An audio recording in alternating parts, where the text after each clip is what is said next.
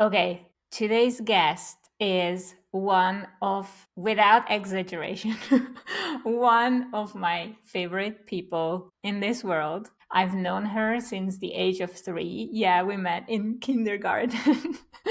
And I can say she danced her way across oceans. Literally. Teodora Vegh, or to me just Dori, is an amazing community builder, Tahitian dancer, mama of 2, and a friend of mine. And in this episode, we talk about building something that's passion, part profession, and fully alive. From sailing from Tahiti to New Zealand on a little boat of just 3 people to founding Hungary's first Tahitian dance school, this conversation is about movement, motherhood, and building a life that fully nourishes you, even if you don't follow any rule book. Believe me, she doesn't follow any, and that's what I love most about her. Let's get started.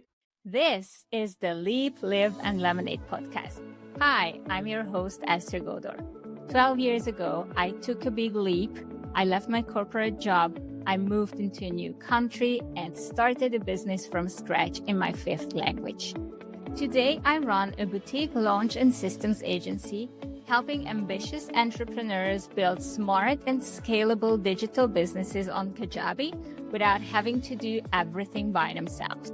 This is your go-to place with honest stories, actionable strategies, and real talk around building a business and life you love. Your best life and success story are still ahead.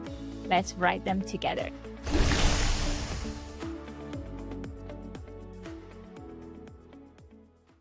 Hi there, Teodori. Yes, yes, All right, so yeah, from this, it turns out that I have known you for a long, long time. We're not that old, but but we have known each other since the age of what, 3, 4?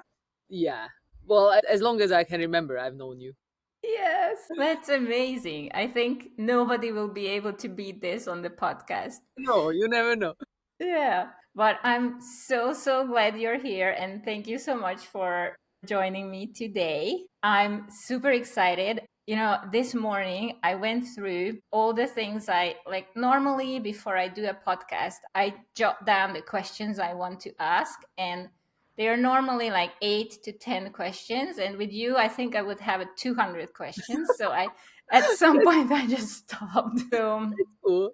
So yeah, heads up to everyone if I'm jumping from one topic to another. This girl is like so versatile and so amazing that I really want to cover as much as we can and put everything into this episode. But yeah, we will see where the vibes take us. But let's start with sharing with our listeners, viewers, what you do right now in this period of your life, in this era. What is it that you do and why you do That's a great way to put it.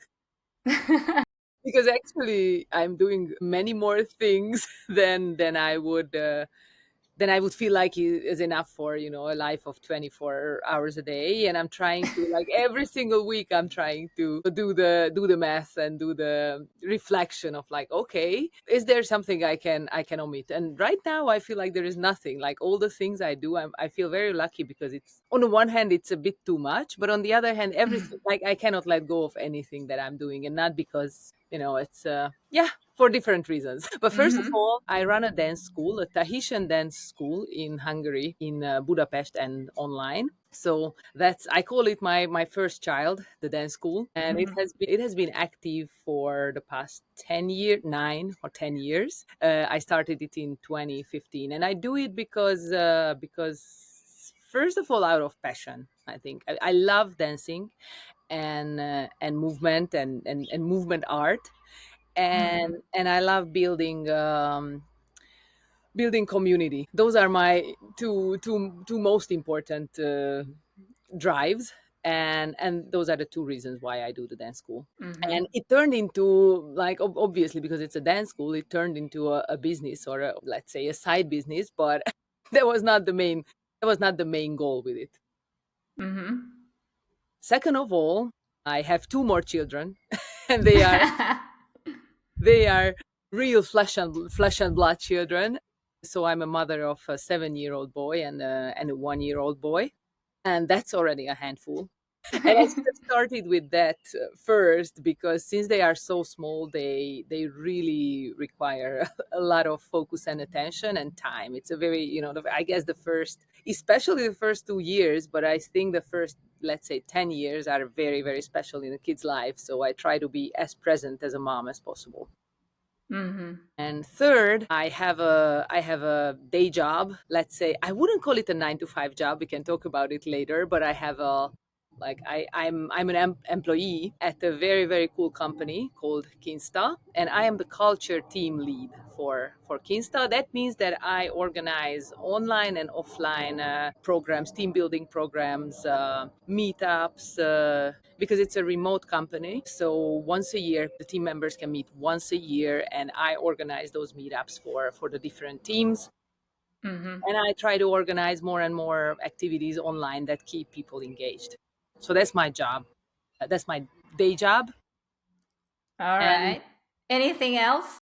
yes, it's kind of as a with the dance school comes a performing troupe, Manahiti. That's the name of our Hmm. performing troupe, because like from the dance school, a very, very talented and hardworking group of dancers grew out who perform. We perform at events and festivals, or company events and festivals, basically mostly, and we Hmm. sometimes do our own shows or our own like full night shows. So those are the things that keep me busy. Right. So let's start with the dancing part. I wouldn't say it's not surprising to me knowing you that you ended up where you did. But if we look at like normal, I wouldn't want to say normal, regular people going in Hungary, people going through their lives, not many end up as specialized in something which maybe couldn't be any further off that country. Or I'm sure there are some connections you probably found. I saw your documentary about what connections there still might be in different cultures and art, music, movement. How did you end up there? And how did it end up being such an important part of your life? Because it could just be a like a hobby. You going to Tahitian dance classes with someone else. I don't know if there's anyone else in Hungary teaching this, or you could just learn online from someone who is teaching it elsewhere. How did it become such a vital part of your life? That's a very good question, because it just evolved organically. So it didn't I there was no definite moment when I decided, like, this is what I want to do, but slowly it evolved and turned into what it is, into a very important part of my life. But it's all started with me studying Japanese. I was majoring in Japanese at the university, and I went to Japan. The only reason why I was not very, like very much focused on anything around Japanese culture. I had most of my classmates were very much into karate or tea ceremony, or all these very, very cool Japanese cultural things. And my main reason to study Japanese was to travel. And I was like, Mm-hmm. okay, if I study a very difficult language, there will be less competition, so I will have more chances to get a scholarship and travel abroad. And Japan, Mm-hmm. you couldn't really go any further than Japan. So Yeah. that was my plan, and it worked out. And I found myself in Japan doing a scholarship, a language scholarship. And obviously there were many people from all over the world. And one of my classmates was from Tahiti, and she started doing the dance. She showed me the dance, and I was like, whoa, whoa, whoa, whoa, whoa. Okay. Actually, that was okay. That was a very definite moment, because I felt like lightning struck. And those moments Wow. when you're like, "Oh, this," and I was like, oh my God, what is this? I want to do this kind of movement for the rest of my life. There was nothing about opening a school or anything, and I was not even very talented, because I've done sports all through my life, so I was pretty athletic, but I had very little to do with feminine dances, or like stretching, or having a great posture or graceful movements. I was very, very far from that. So it took a very long time and a lot of work until I worked myself into a decent dancer. Mm-hmm. And I just couldn't stop. Actually, I just couldn't stop. I learned from this girl in Japan, and then I realized that in Japan it's pretty popular. So I entered a dance school in Japan, and then with my husband, who started to like the drums, because this music is also entails very very intense drums, very strong and very fast beat drums. So he really liked the music. So both of us we went to Tahiti to learn from the local masters, and Mm-hmm. we spent 8 months there. And when, like, after some more travels, we came back to Hungary, I decided I wanted to do the dance. And actually I had a lot of friends who asked me like, hey, we're curious, we really like these movements, do you want to teach us? And I was sure that, okay, after the first 3 trainings they will be like, whoa, this is too hard, we're not doing this. Mm-hmm. It looks very easy, but it's very athletic, the dance itself. And Yeah. instead of, like, they giving up, there were just more and more people, and I needed to start and open new courses, and I found myself with a school. Okay, so it grew by itself. Let's just go back for 1 second. You just casually slipped over learning 7 months from local masters in Tahiti, but you had a pretty peculiar way of learning. Can you tell us about that?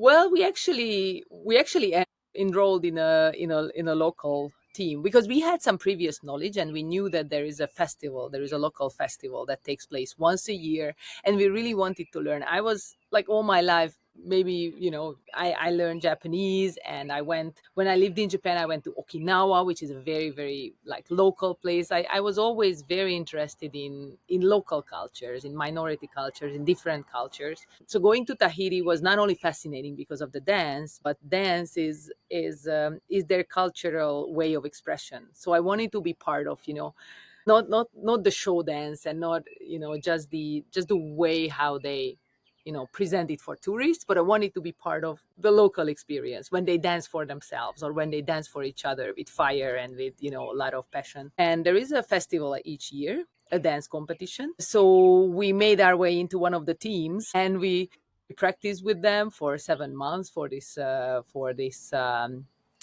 competition, and we participated in it's called the Heiva of Tahiti. And the big teams, each one presents a story. So we presented our story, and it was a 1 hour long event with a narrator, and then with the choir dancers, and a huge orchestra. And it was a pretty massive experience, like very very very intense, listening to 20 drummers and 30 singers, and dancing to that with, I think all together we were 120 on the stage, Mm-hmm. like the whole team. So it was a very very it was a huge experience. It was very Hmm. overwhelming, and I think very fulfilling. I mean, after that it would have been hard to say like, okay, done, I'm done with Yeah. dancing, let's do something else.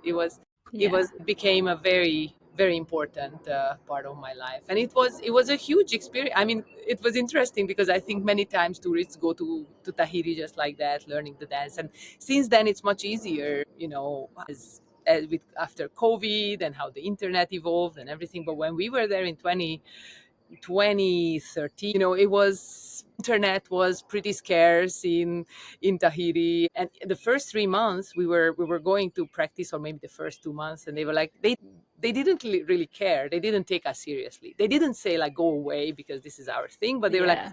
yeah, whatever. And after they saw we were coming back and we were still staying, and we wanted more, they were like, okay, then let's teach these foreigners something. Okay, yeah. So I was like, is it normal that someone, or is it common that someone comes as an outsider and just says, "Hey, I'm gonna be part of the festival and this trip," because it's they aren't they taking a risk? I mean, you Yeah, can oh, yeah. be hidden in the Yeah, it's easy to second hide. line, It's but easy to hide. still, I mean, this is serious stuff, especially for them. Oh yeah. Yeah. Actually, and our group, oh, I forgot to say, but our group won second place, which was a huge Wow, triumph at the end.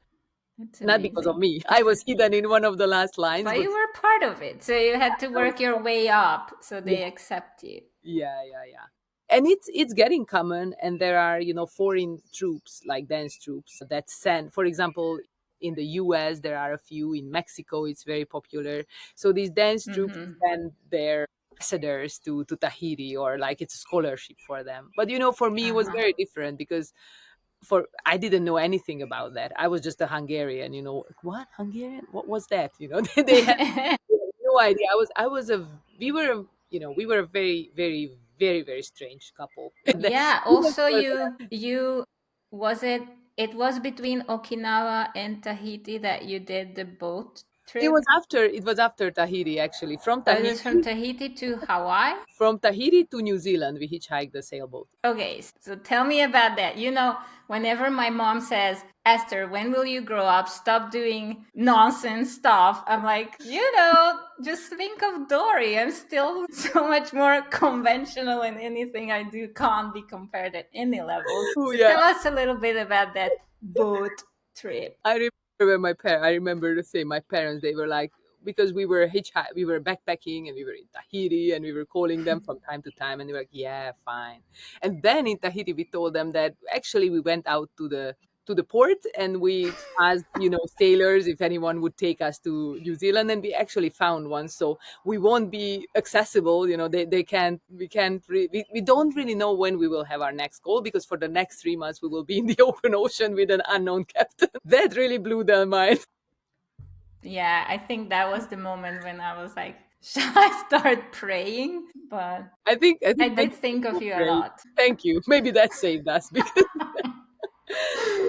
yeah, Oh because my it was, God. I mean, there was no, everybody's asking if we ever got into a storm. We never got into a storm, because it was not like you go out into the open ocean and you sail for months. There are a lot of small islands in Polynesia, so it's like you sail Hmm. for 3 days and then you stop, and then you sail for 2 days. With the technology of today, it's easy to see the weather for the coming 4 or 5 days. And the Hmm. last leg, that's pretty long. That was, I think, the longest we spent was 12 days in the open ocean. When you see nothing else, just the horizon. And it was a Hmm. very interesting experience. I almost went crazy at one point, but it was interesting because it was my husband and I and the captain, the three of us. And for me, there was one time when the wind stopped, and we were just, there was no danger or imminent danger, where it was like you're sitting in a very small sailboat in the middle of, like just nothing. You don't see anything, no land, just the horizon, just the open ocean and the sky, and you're not moving. You're just like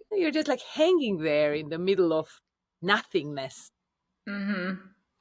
That really drove me crazy. I was like, oh my God, what are we going to do? And I don't know, my mind started to play like a very Hmm. game. It was almost like hallucinating. It was pretty crazy. And I asked my husband, he was like, go sit down and read a book, relax, there is nothing. Watch a movie. I was like, it's the universe, and are we part of a bigger plan? And it was, we were on a very different vibe. Oh my God. And was there was there never a moment through this, especially this trip, but when you did that whole journey, I think that was a whole year with a lot of these kind of Mhm. plans. Was there any moment when you felt like, what is it that we are even doing? Of This is course. shit crazy? Or was it just like, this is for sure part of a bigger plan. Let's just go with it, whatever I think, happens. yeah, no, no. There were a lot of moments when I was like, "What the hell I'm even doing here?"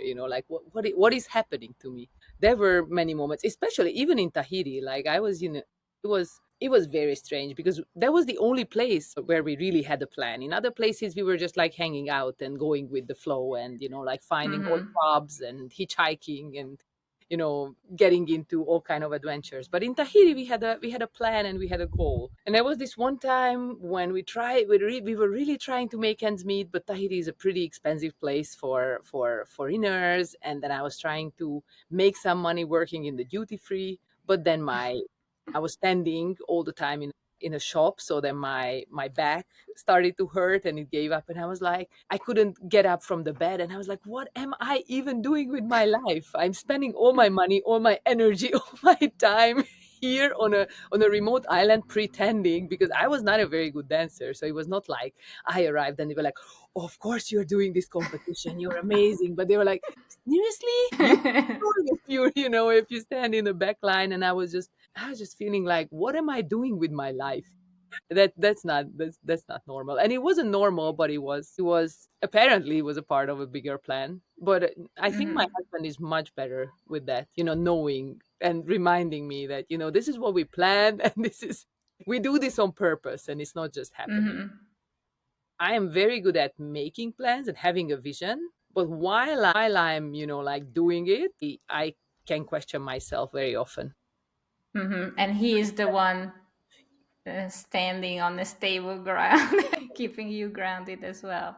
He's like, he doesn't have like so like grandiose ideas, but he's the one who's like, are you sure? And he knows what it entails, but he still gets started, and then he's just like, going along with it. So yeah, Mm. in that way I think we complement each other pretty well, but I'm trying to get a hold of that skill as well, or like that. I think for me it's a very important power to learn control over my mind, to be too much having too big visions, and then having too big uh like falls when things don't go according to the plan, but like be a little bit Mm-hmm. more balanced, and give myself time to see the bigger picture, and Mm-hmm. just go along and trust. I've heard in a few days ago, and it really stayed with me. I've heard in a podcast that the big problem with us these days is that we all the time we are evaluating, like almost every single day we're like, oh, what did I do today, and like what's the Yeah. plan, and what's my goal, and did I reach any goal.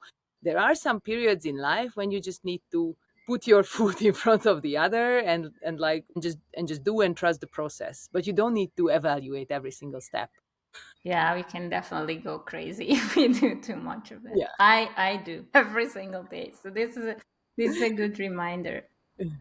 It stuck with me that you said that your husband doesn't necessarily make those grandiose plans. But if I remember well, I don't know how he made the decision, but at some point, he ended up traveling to Japan, like changing his whole life, switching from Hungary to Japan, not to mention leaving his whole job, I don't know, and starting something totally different. So I don't know what there is that could be bigger than that, and he did that That's as true. well. That's true. So That's true. was it like you just came up with the idea, or did he come up with the idea? How did that thing happen? I think that happened gradually. So it was not like I'm leaving everything. It was like I got the scholarship to Japan, and it was like, are we going to, it was not even a question, because he really wanted the adventure as well. And he was like, of Okay. course we're going together. It was basically, like a big adventure just for the two of us. And he left his job for a year. But then it Okay, turned so it out, wasn't like for good. It was yeah, planned for like a sabbatical or something exactly, for him. exactly. Yeah. And then it turned out that, he never went back. He changed his life. But for him it's more like, he likes to change gradually. I like to make these big plans and then jump into them, and these like things evolve and happen in his life in a very organic manner. Mm-hmm. And then, when you look back, you're like, oh my god, how did this all happen? But Yeah, when it's happening, it happens in small increments. it's like gradual, but it feels like sometimes really huge steps. Yeah. Maybe I should do an episode with him. That must be Oh, an damn. interesting story as well. If you can get him. Yeah. Because actually when we were traveling, it was 13, 14. Actually we traveled with a backpack for 2 years, and we lived in Japan Hmm. before that for 5 years, so altogether 7 years we were away. And that was when social media was just still, there was nothing else but Facebook. Instagram was not Yeah. even around yet.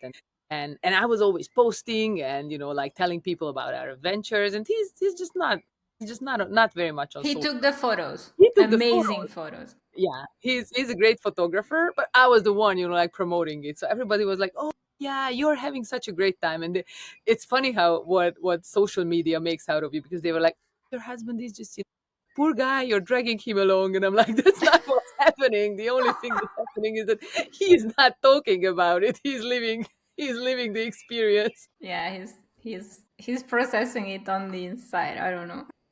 Exactly. He doesn't. Yeah, he doesn't need a he doesn't need an audience. Yeah. Yeah. All right. So Okay, so let's go back to, because I stopped you there. So people started asking you to do classes, and more people, more classes. When did you realize that this is much more than just you dancing with some friends?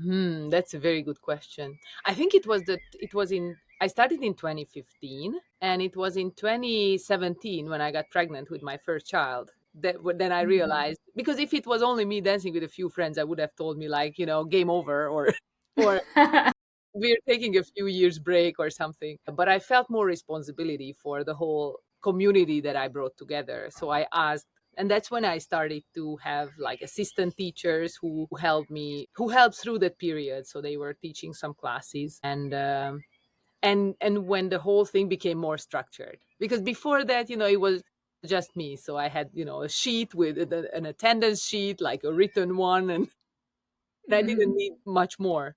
But after that, we were the three of us first teaching, and then I had to teach them. We had to have meetings. We had to have a system that we can all follow, and so that's when I started to like put systems in place. And actually, it went hand in hand in a way with my startup journey, because I started at Kinsta when it was a very, very small company. It was a Hungarian startup with a few people. Not Hungary, I wouldn't say Hungarian, but yeah, many of us were Hungarians there. Mhm. And I really enjoyed the time when we were setting up the whole company and building systems. And there were some of the systems in customer care I built out, but I had a lot of visibility. When you're in a small company, you have a lot of visibility of what others are doing, like of their Yeah. thought processes, of the strategies, and I truly enjoy that. And it's funny because I don't think I sometimes I laugh about it, because I don't think that any other Tahitian dance school or dance school is as much using the modern technologies, and like Slack messages, and things that I kind of imported from my from my Mhm.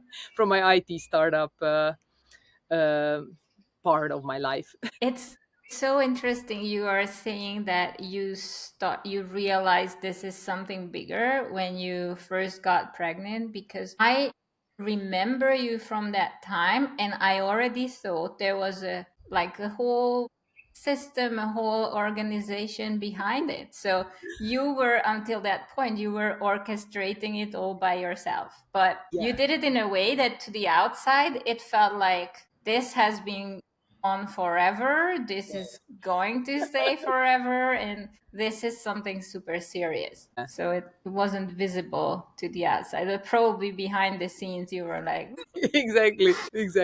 Like garage.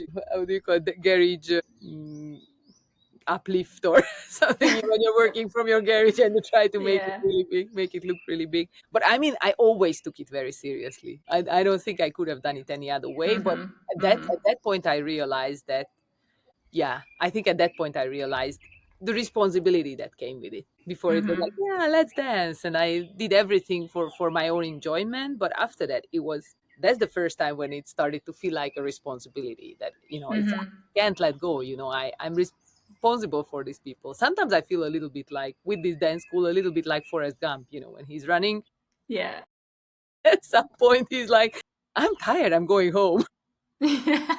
I just feel like sometimes I ask myself, can I just do that? Then I change my mind and set up a new system, or I mean, ask, today ask you for more almost help. can for a while, yeah, because you have an amazing team. Yeah, yeah, yeah, yeah. And it's amazing how it runs without me. The only thing is that I think I'm still needed in the dance school, but the thing that I like most is to teach, obviously, to be there with the Mm-hmm. people and interact, and to teach the choreographies, to teach the meaning behind them, the stories, the all the like yeah, dance, teaching dance. Mm-hmm. That's really what I enjoy the most. But Mm-hmm.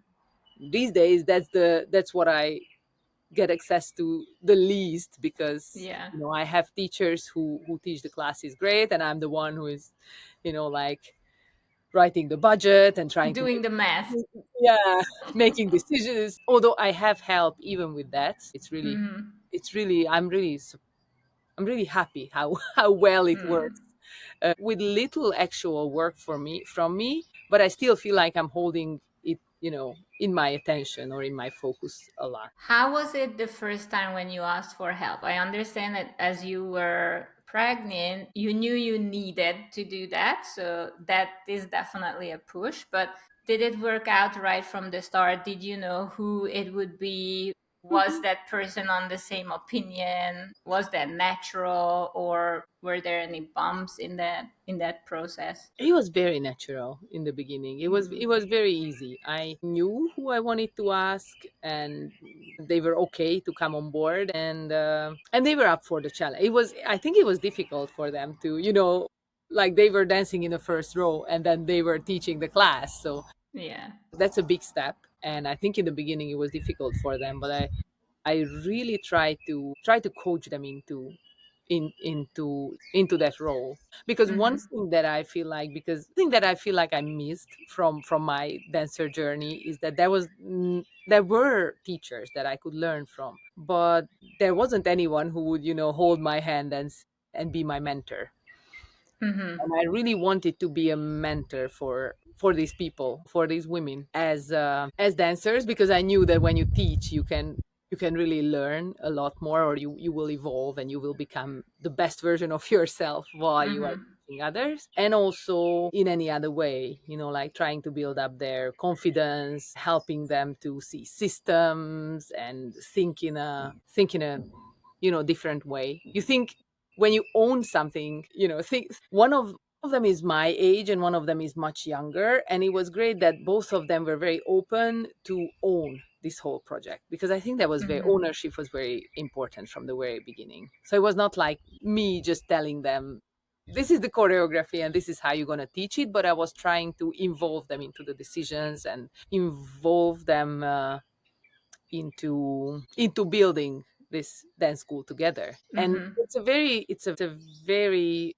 subtle or very fragile balance of like overwhelming someone with too much responsibility or engaging them to the extent that they feel they are inspired to work. Wow, this brings up in me that it also requires a lot of letting go on your part. Like, this is your first child. Yeah, oh yeah. So this is like leaving your first child alone in the I don't know, in the daycare the first day. Exactly, So exactly. how did you manage that? Because these people, these girls, they each have their own personality. I was lucky enough to do classes with various of your teachers, and I was like, oh my God, I love all these classes. They are all so different, and I love that. But how were you able to trust that it's actually going to work and let them? It wasn't easy, but I think I saw it very clearly that either I trust or this whole thing is going to collapse. Mm-hmm. And I think it was a great lesson also of learning to accept that this thing that I'm just a tool. It's like I really like to be, the first dancer and being in the center of attention, and everybody's looking at me after, all that I did in Tahiti in the last row, and like, seriously, are you that good? And then obviously I put a lot of time into training myself, so I became better and better Mm-hmm. and better. But also I loved the focus and attention that came with it, but I had to gradually realize that it's not about, if I want this to be an organic, like a living, I always think of a dance school as I refer to it as a child, but like as a living organism, then Yeah. it can be about me. and Mm-hmm. um and it's just, I felt like if this thing that's coming through me, this inspiration or whatever, wants to like leave, then I just need to let it leave. And sometimes it was difficult, sometimes it was very difficult, but I was like, there is no other choice. Like, either it's all gonna fail, because if you become the funnel, that like the the, Mm-hmm. the the funnel that you don't let go, but you don't have enough time or you don't have enough energy for doing everything, then it's just gonna wither. Mm-hmm. Yeah. If it's not about you, what would you say it is about? It's about empowering women. I didn't know when I started, but if I have to say it in one sentence, it's clearly about women empowerment. Because the way the movements of Tahitian dance, it just It just makes your body stronger and more graceful. It teaches women through movement how to stand up for yourself, how to be more confident, how to exist in a female body as a woman and inhabit it fully. Mm-hmm. And that's something that so many women need, especially the confidence part, and especially that, Mm-hmm. that you like, what's your status in society. Are you allowed to speak up? Are you allowed to stand up for yourself? It's posture, it's movement. And I think it's something that's like coming up now, but something Mm-hmm. that the world has been missing for a few hundred or thousand years. How can you be a leader as a woman? What is female leadership? Normally it's like you try to behave like a man and act like them, and Mm-hmm. then you just lose connection with yourself. And I Mm-hmm. think it's a very important way of going back to the power that women have, and the power and the wisdom that women have. So I'm trying to remind or evoke in women this what is there inside. So it's nothing that I'm, like, I don't have more of it. Probably I have more of it because I'm spent more time on dancing it out from myself. Mm-hmm. But they all have it in themselves. So I'm not teaching something new to them. I'm just bringing out what's inside and more of it. Mm-hmm. And that's why the community around it, it's a very very very, very strong community that actually came out of this dance school. And it's a Mm-hmm. very one of a kind in the way that, we are all from very different, like, social status, very different walks of life. Some of us with kids, some of us, like, single mothers, some of us without kids, some of us with a great career, some of us without a job or looking for a job. And still it's a group that's really really strong, where you can show up as yourself, and we really try to support each other in every way we can. And obviously there Mm-hmm. are people, I don't want it to sound as a sect or something, as a strange It group. is one. So it's not something, but I feel like there are some of us who are really holding close together. But everyone who comes to the classes, even if they are more reserved or they are just newcomers, they feel that energy, they feel that Mm-hmm. unity, and they connect to that. And they can become part of the Yeah, whole connection. yeah, It's not like there's a big like the old people and then the new people. yeah. It's No, all one. no, I don't. I don't think so. I hope it's not, but lately I haven't been going to too many classes. So right now I have one class per week, and I try to make it as fun as possible. So for me, I feel like these days my classes, I want my classes to be like a rock concert. I also told my teacher that I just want people to, like, have fun and move. Hmm. And they are. When I did classes with you, I was always like, you rocked my whole week. I would say Yeah, it doesn't just give you the physical. I mean, physically, you broke me. You would think, oh, feminine dance. Yeah, of course. yeah. It's not the easiest feminine dance for sure. Yeah, it takes a lot of strength and work to make it look as easy as like a butterfly, but deep down it's hard work. But that's a great analogy. This is a great analogy of the life of a woman. Like, what do? We do, like, extremely difficult things and try to make it easy and try to make it look Yeah. easy, and we are wearing high heels as if it was the easiest thing in life, anything. But we try to make everything look easy. Yeah. Yeah, we do. What would you say that this whole the whole dance background and everything you do, you said it teaches you a lot of things also mentally. Hmm. What would you say are the biggest learnings and takeaways that you apply in your day-to-day life, like just managing everything, or like not going crazy? What is it that it helps the most with? Well, there is a lot. There is definitely a lot. But recently, I think resilience has been the strongest. Like, when you dance, you really have to, especially this dance, because it's difficult. It's not a. I always tell newcomers that it's not a one night stand. It's a long relationship. So, like, going back every day and trusting the process. That's something that dance taught me I think the trust that Mm-hmm. we already talked about, actually, that's Yeah. within dance, that I start and I have no idea how to dance that choreography. I don't even understand, the steps. I can't memorize them. But then I come back the next day, and I learn like, oh, I know 10 seconds more than yesterday, and I Mm-hmm. memorized even more. So that definitely that. And I also love the nature of this dance. Again, we go back to being graceful and being strong. It embodies both. And I can go to whichever I need more in the given situation. Like sometimes Mm-hmm. when life is really hard, and I have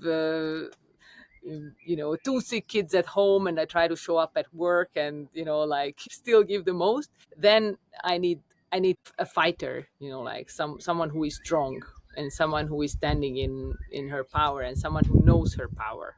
And I Mm-hmm. learned that from dance. And sometimes I just need to be, when I push too hard, I just need to remind myself, okay, you need a little bit more grace, you need a little bit more kindness towards yourself, towards the others around you. And those are all in the movement. Mm-hmm. And I What do would you? actually when I have one practice now, that's all I let myself, 2 hours per week. I have 2 hours of dance per week that it's only for myself in the studio.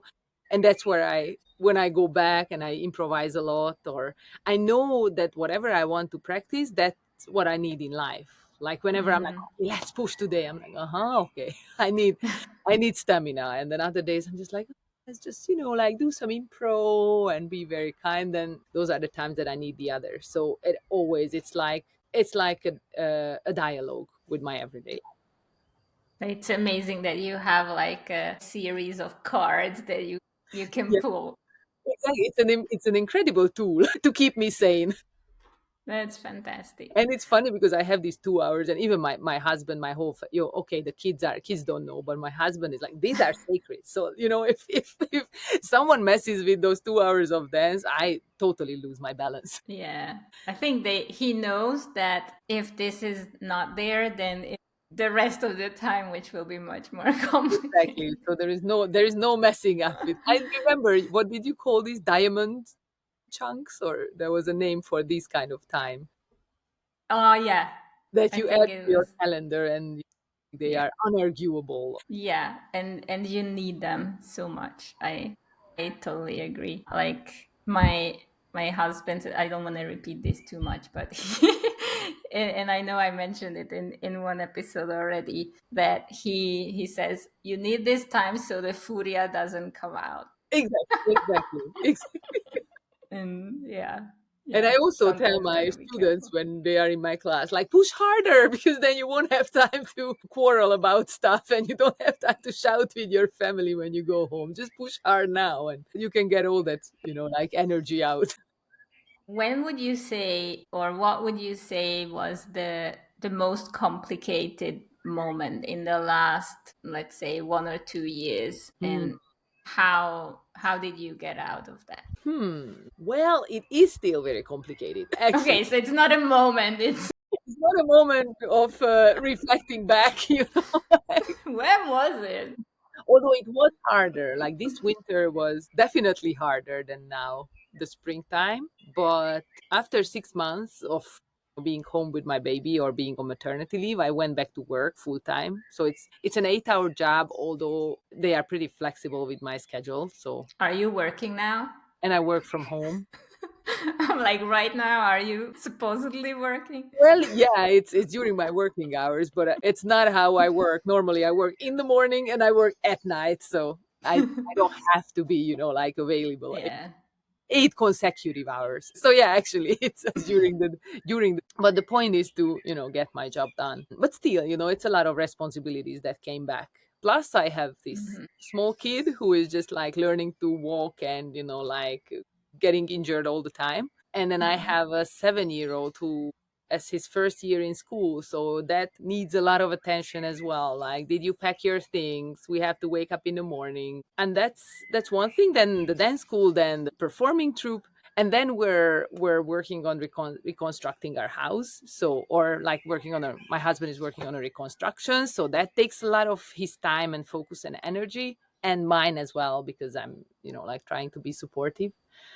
And then this was when life was going on okay. But then it was always someone was always sick or ill, Mm. or it was always sometimes the four of us, sometimes two of us, sometimes three of us.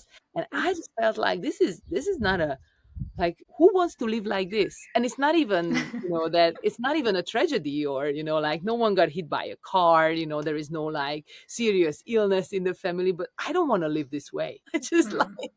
like, who wants to do this? No one. Like, what did I do to sign up for this? Like, and that's when I'm trying to, like, okay, what can I let go? And actually, I feel like I can't let go of any of the aspects fully, but I'm trying to let go of smaller things, and ask for help all the time in every Mm. area of my life. And what helps is, I know, is dancing. Again, we come back to that. So I know that if I have the problem when I'm sick is that I can't dance, I can't move, I'm Yeah. stuck in my body and I can't do anything. But I know that as soon as I get better and I get to, like, go outside into nature, and I can move and I can dance, that helps. Mm-hmm. So that's how I get out of it. But honestly, lately I haven't been expecting myself to get out of it. I feel like, and it might sound, it sounds a bit rude or a bit strange, but like, who told me that I came to this planet to be happy? Mm. We expect, or I expect, like, from like being comfortable and happy and everything. Like, no one ever told me. There was no guarantee from Mm. any like higher power, like, that's what you're gonna do. This is life, and I'm trying to take it as well as possible, but I don't expect myself to be okay either. Like, sometimes I Mm. just start shouting, and I start sometimes I shout with my kids, and I know that's terrible, but Don't worry, I'm gonna cut it out. You don't have to but admit. actually I don't think it's that. It's just, it's life, and this is as much as I can cope with it. So sometimes I think, okay, sorry, I talked a lot, but what I want to say is that if I can't cope with life, sometimes it's fine. And as much as I allow myself to be not okay, like, the more I allow myself to be not okay, the sooner I get better. Because Mm. I'm not fighting with it. I'm just trying to, like, okay, this is one of those shitty days. I'm sorry, family. Get into your bunkers, because mom is really not having it. This, and I will just save this as a little excerpt from this episode because I think I have moments when I would need this. So thanks for this. It was such a Sometimes good I feel like reminder. sorry, but not sorry. Yeah, indeed.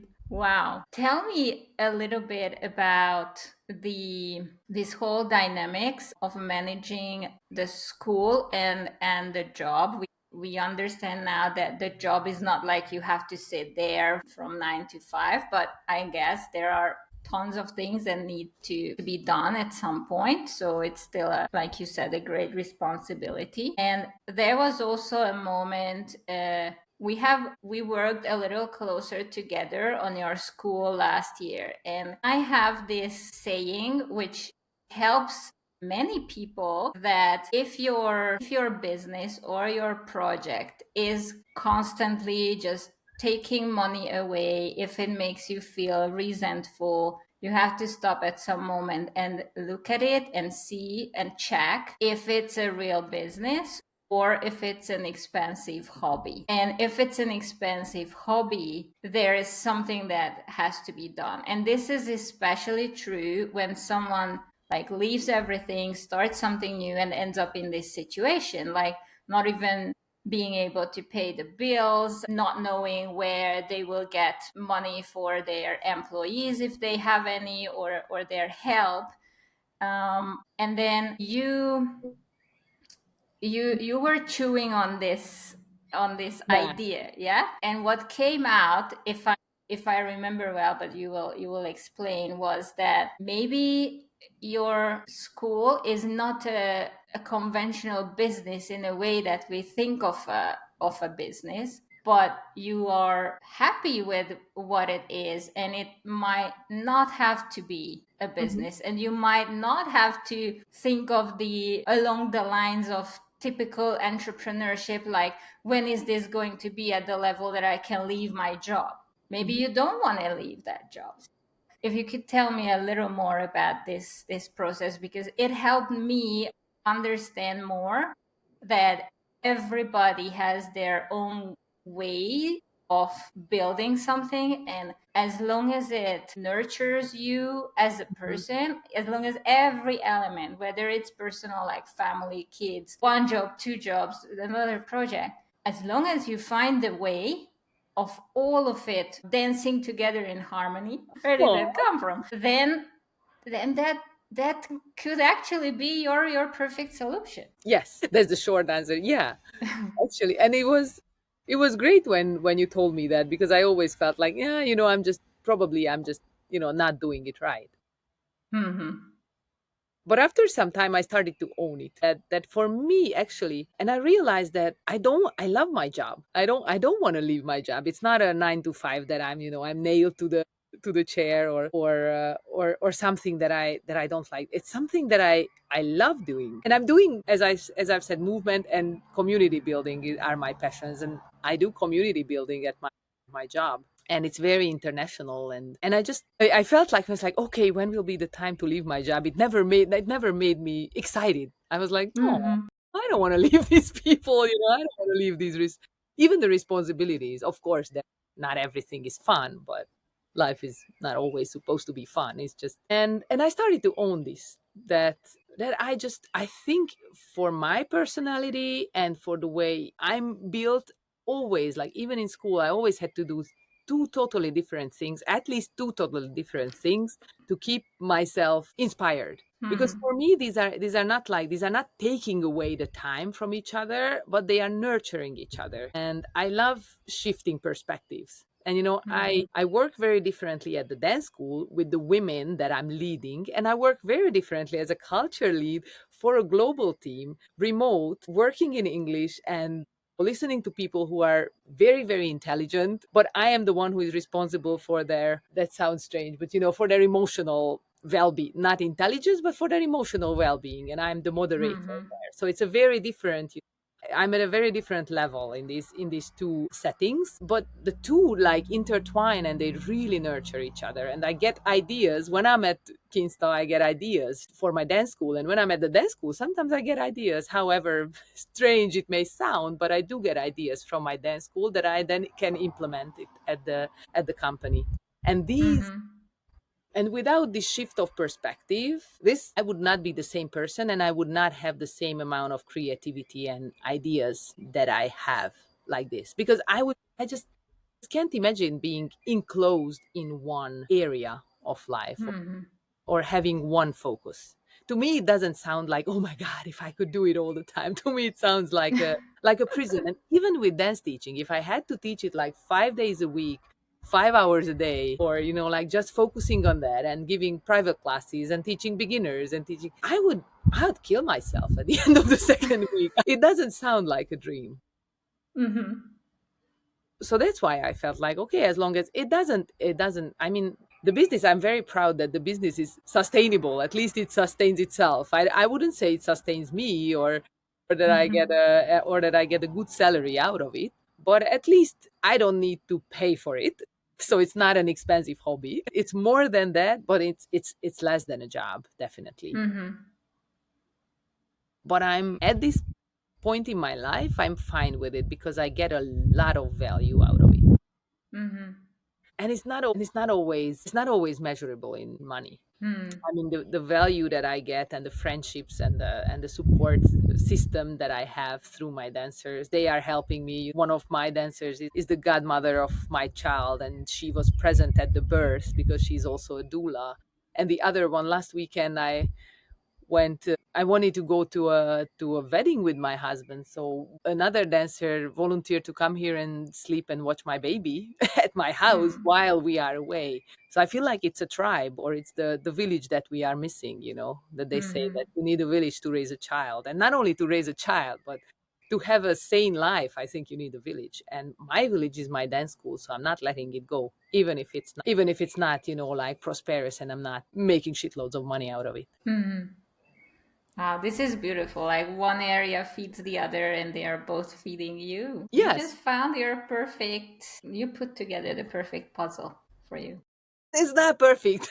it's very far from, don't think it's perfect. I mean, I'm shouting every second day, like, what am I doing? And like, It I sounds would need so many more blissful. hours. So no, no, no, no. Don't paint that picture because All right, all right, all right. I'm running on caffeine and, like 4 hours of sleep most of the time with the baby and with the tasks that I'm completing at night. So it's not something that I would suggest to anyone trying to live a healthy life. Oh my god. This is a big shift. I mean, I honestly, because I'm a dancer, I'm like, I mean, I'm on very good terms with my body, but recently I've been apologizing to my body like every single day. Like, I'm really sorry. I'll get back to you later.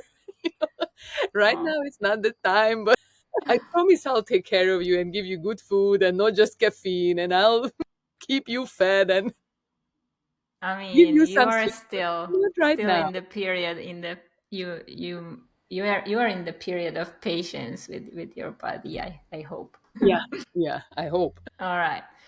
I wanted to ask you about the money part, Mhm. in a way that if someone starts, so you said your school started by you giving classes, doing classes with friends, Mhm. but at some point, and maybe you did the first classes even just as a favor of a friend, you might not have asked for money. I don't I know. always ask for money. Good, Yeah. good.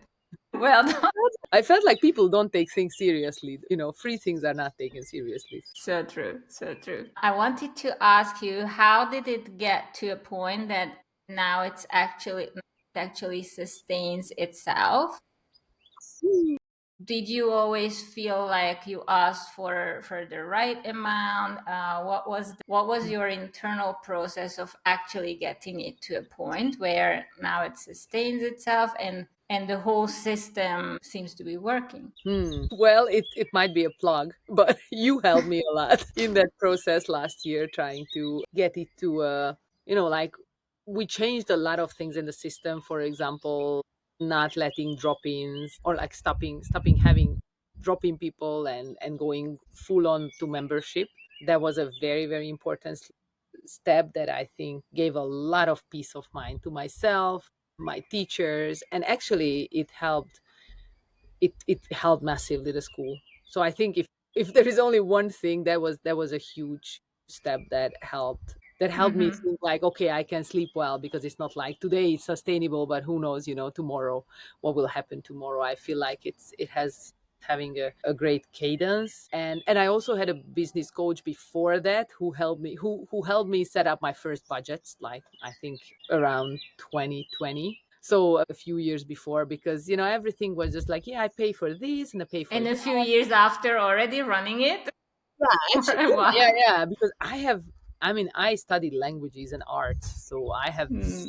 zero knowledge of business, but really zero. And now, of course, like during, like, while I'm doing it, I'm learning about it. But it was, my first Google Sheets looked terrible, and now I am pretty proud of the way, like, how organized it is and how systematic it is. But it was a step by step trial and error process, and I have no idea how we never went bankrupt in the middle of it. And that's just grace working, or this inspiration that's coming through me wanting to keep the school maintained, because there were, like, I did it without any sense or any knowledge in the very beginning. And I think there were big, like, it grew slowly and slowly, and there were some big steps, when it was like, okay, so this year so many people wants to join. Okay, what do we do? And then you need to set Hmm. up new things, and you need to train new teachers, and then suddenly then the costs are also higher. Then how do you figure those out? So I think now, after all these 9 years and spending a lot of time in front of, like, Google Sheets, I have a better understanding of how to do this. But what was the initial question? What would I say to someone who just begins? I still didn't ask that, but I can. Okay.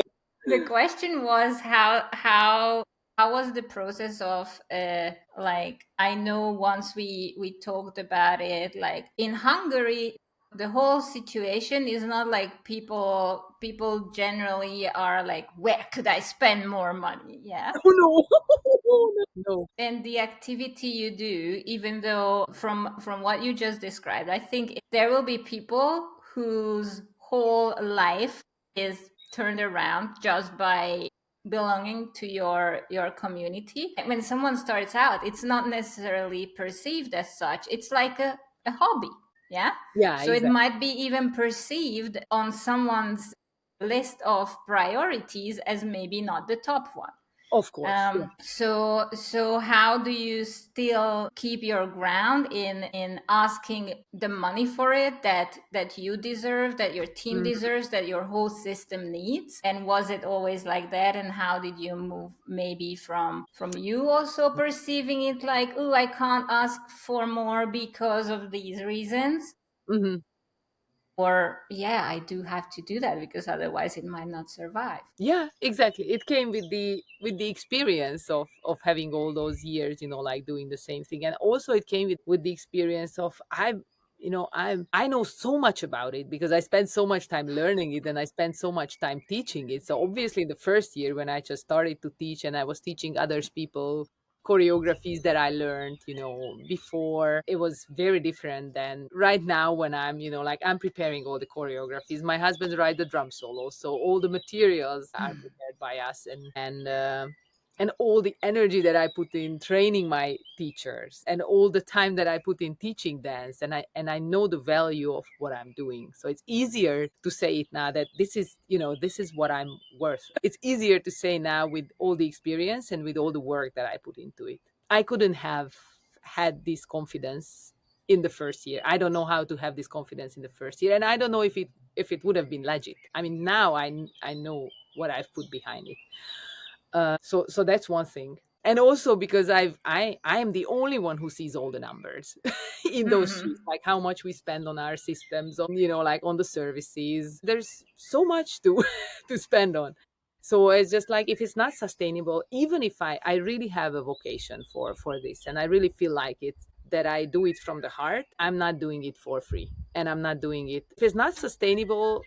Then I wouldn't do it, because then I feel like it sounds strange then that the world doesn't need it, because that's not true. Hmm. There are a lot of NGOs who do their work and etc. But I would feel like, for myself, if it's not sustainable, then I'm not doing it. Hmm. So I'm not. I don't know how to express it well, that I wouldn't feel like my time is worth if people just want to come and do it for free. I think it's also part of the learning process to to put your money into it, even if it's your last cents, because that's how I learned it. And if I give people the chance to do it for free and no worries, you can come anytime, then where is the risk? Why would they need to fight for it? And I want this to be not like the lowest hanging apple, because it is not.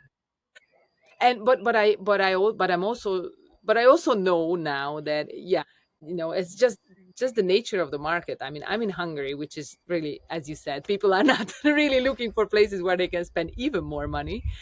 And I'm doing this for women, and basically like women in between 25 and 55, those women who would do anything, who would put everything before their own needs. If Hmm. the first thing they will cut the cost will be their own. I mean, if they cannot pay for their kids like piano lessons, obviously they will cut their Tahitian dance and pay for the kids lessons. But that's just what life is. I mean, I guess I also accepted this, that, yeah, I mean, I started a business and I could be a pretty good businesswoman, I think, if I started with a better market, and with something that has a lot of money. I really have to accept that this is not the place where I'll get my money from. Hmm. But on the other hand, again, not everything can be measured by money. So I don't know I would be, like, how physically fit I would be if I wasn't doing this, how mentally fit I would be, how much supported I would feel, with the community. So those are things that you can't really measure by numbers, but they are there, and they are very, very important pillars of my life. Hmm. Yeah, they have a huge weight in that balance and all of that.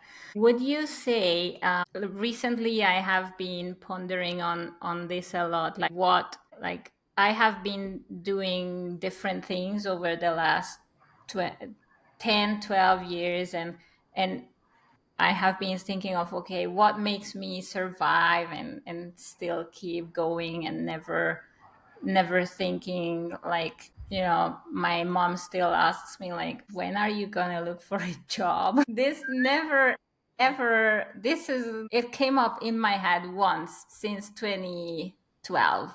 Okay, only once. And that was a really bad situation. But once over 13 years, I don't think it's that bad.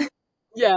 So my conclusion for me is that to build something that really works for you, and really really works, whether it's a business or your whole life, you Mhm. constantly need to outgrow your old self and like up level from who you are to someone new, who is the same person but comes with new characteristics, like in a video game where you collect those tools and you are stronger and now you can play at the next level, and so on. Do you feel that you have to leave stuff behind or let go of things and become a different person, a new you, at any moment in this whole Oh yeah. process? Oh yeah, of course. I mean, I've never, first of all, let's start with, I've never, like when I first saw Tahitian dance, I didn't want to do anything else, just dance drum solos. But like solos, not only that the drum solo, but like solo dancing. Those were the ones that fascinated me. Mm-hmm. And I didn't care about like, groups dancing together or lyrical dances, or I was like, yeah, yeah, that's nice, but that's just something I have to endure in order to become a solo dancer. And now I mean, I've danced a few solos, but that's not the center of what I'm doing. But if many times, like for example last year we staged a performance like that had a full story, and it was last June that we put it on stage, which meant that I gave birth in April. So it was my son was 2 months old, so obviously I was not the top dancer in that, but I felt like I'm responsible for my first child, so I showed up for the show. And the whole year, I mean, it was going parallel with my pregnancy, so it was easier to get into that mental state of like motherhood and trying to keep together a team. But the focus of my whole year was like, how do I coach my dancers into becoming the stars and the soloists of the event. Mm-hmm. And I try to be there for them, but in the background and holding the space for them in order that they can grow and they can perform. I mean, if you kind of compared where I came from and where I arrived, there has been a lot of shedding skins in the Mm-hmm. process of those, like 15 years. Like, I don't care about other dancers, just look at me, like how I dance on the stage. Okay, I can be in the background and lift up others on the stage. Hmm. And that's one thing. But I think the most like cruel, or like, because these things I can do on my own, like I process in my own pace and in my own way, and it's coming gradually, etc. Motherhood is like, that's not joking. Like, the from the moment I became a mother, this kind of evolving and becoming a new self just became the new norm, but in a rhythm and in a pace that I just lost my, like, the first 2 years of becoming a mom of my first child, I just lost my breath. I was like, what's happening and what's going on? It was crazy, and it's still crazy. I just got used to the pace of like, needing to evolve and change and look at the world and look at my reality from a totally different perspective. Hmm. Wow.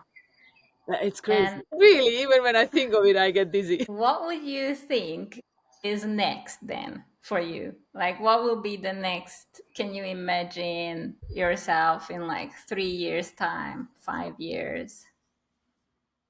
Well, actually, now the main focus, because for this year, actually, I think my mantra, and I just found it out a few weeks ago, or yeah, a few weeks ago. Like, the focus of this year is to keep my systems in place, Hmm. to keep everything, like humming and trying to run everything as it's possible. But I gave up the creative processes, like writing new choreographies or we have a boot camp in the summer. I'm like, I'm not doing a boot camp with a 1 year Hmm. old, and with everything around me.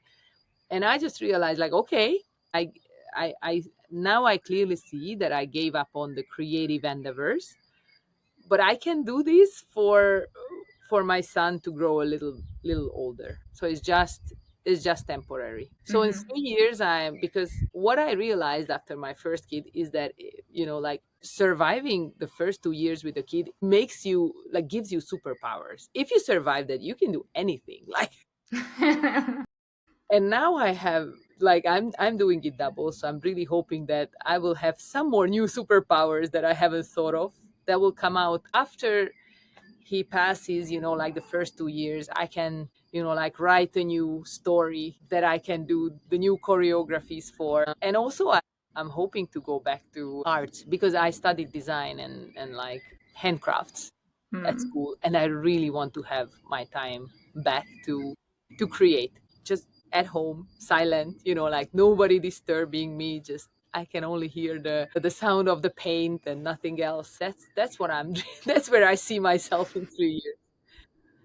That's beautiful. Bit of In a bit of mental calmness Hmm. and time for create again. Yeah, I love your art. I'm realizing I should have put on the necklace that Oh I got. yeah, you still have it. Yes, of course I do. Wow. When you say mental calmness, and I understand that it's like the first 2 years of Buddha, your second child. But what would you say helps you keep going until that moment that it happens? You mentioned the dancing, like still having that time for yourself. Are there other elements that you are like, I'm not letting go of that, and they still help you stay mentally? I guess nature again, and the Yeah, relationship. like where you are right now. This is your garden, actually. So not bad, not bad. Nature always keeps me going. My relationship with my husband, I think that's very, very Hmm. important, that I think is just growing right now. I mean, obviously you never know what the future might bring, but I feel very, very strong, and that is really nurturing, the thing that we have Hmm. in us. And I mean, the kids themselves. So it's funny how I'm waiting for this period to end, but the amount of love and tenderness and stolen moments, of incredible cuteness Hmm. they give you, that keeps me going. I mean, it's not a huge sacrifice. I'm not, sitting by someone's sick bed, or I'm raising a little life, and that's pretty exciting on its own. So I Hmm. feel like it's not, in one way I'm like, oh, I can't wait this to be over and, have a good night's sleep. But on the other hand, it's like a good movie when you're waiting it for, to Yeah. end, but you're still enjoying the best scenes. And there are a lot of great scenes, and kids really teach you how to enjoy chaos, how to learn to navigate chaos, how to, like, see the beauty in, like, stolen single moments. And Hmm. that's a skill that I'm really learning and trying to be more and more aware, because it's nice to think about what the future might bring, but actually this is the only moment that I that I have for sure. So true. Thank you so much for sharing all this. This has been amazing. And there was one question that you thought I asked and I haven't asked yet, but then let's go with that to close this off. What would you recommend to someone, or what's your advice to someone who's just about starting out? Anything that comes. First of all, that's really great that you said comes to mind. Only give into it if it comes to the body. So if it gives you a bodily feeling, if you have an idea in your mind, I don't know what to do, because I don't have ideas in my mind. I have ideas in my bodies that are worth, like, I don't know, that are worth taking care of or taking seriously. So if it's in your body, then just trust. I wouldn't say take the leap, because that sounds really Cheesy. cheesy. Yeah, cheesy, and also like, whatever. But trusting the This process. podcast is called Leap, Live, and Lemonade, Yeah, so oh, we sorry. can use the word. But trust the process.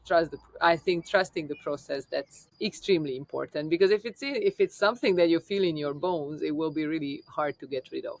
It will Hmm. come back at you, and it will come back at you again and again until you give in and you're trusting the process that's bigger than you. Love it. When you feel it in your body. Yeah, we have so many ideas crossing through our head. But when it stucks in and doesn't go away, that's when you need to do I, something with it. yeah, I think so. Cool. Perfect. Although, don't take me too seriously because I'm not at the end of this. Who knows what will happen? Maybe tomorrow I'll give up dancing, but I don't think All so. right. I hope you don't before this comes out. If you have plans for that, then hold back a few weeks. No, this is fantastic. Thank you so much. I feel that I could be listening to you for a few more hours. Maybe I will have you again. I don't know. I really loved it, and you touched on things that are actually going through my mind these days. So thank you so much for sharing so openly and honestly. I think we need these voices in our world today. So Mm. it's not to sugarcoat everything, but because that doesn't help. Oh yeah, no. What helps is and real stories, and I love yours. Thank you so much You. for your time Yeah. today, and and I hope all goes well in this year, and I hope to see you in September in person. Oh yeah, I can't wait. We haven't seen each other for a few years, so it would be great to Yeah, see you in person. that will be so much fun. Thank you. And I also want to thank you, Esther, because not only this podcast, but your energies and the way you're asking questions and the way you see the world, it really makes it a better place. So you've helped me Oh, throughout the last week, last year when we worked closely together. It really gave me so much, and you're not only a helpful presence, but you just have an amazing perspective on life and on systems, and I love the way how you think privately and also professionally. So I think that was a very, very good vibe because I was like, I had so many aha moments when we were working together, and I was like, yeah, why didn't I think of that? But then once I've heard it from you, it was like, oh yeah, I think this thought lived in my brain already, but you just needed to call it forward. wake it up. So if you think there are more voices needed in the world than mine, thank you. Then I do think that about you, that more voices and more podcasts like this are needed in the world. So thank you so much for all the work that you're doing. Thank you. Appreciate that. Thanks. I love you. I love you too. And it was fun talking in English. Yes, we'll do the next one in Oh Hungarian, yeah, maybe for a smaller audience or a different one, but why not? why not? All right. Thanks everybody for listening, and hope you enjoyed it as much as I did, as we did. And see you next time. Thank Thank you. you. Bye. Bye.